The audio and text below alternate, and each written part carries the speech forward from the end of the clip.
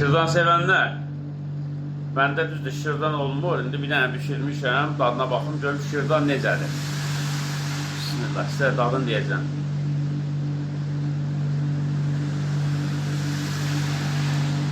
Bax, birinci dəfədir pişirirəm, düzdür. Biberli zatdır. İçində ustan halinde hər iş gəlir.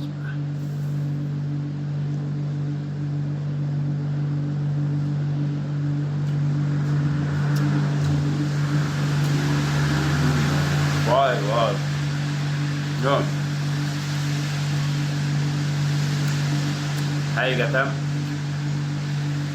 dadlıymış, değermiş. Şırdan sevenler şırdan ponlu yiyə bilərsiniz. Həqiqətən qəşəngdir.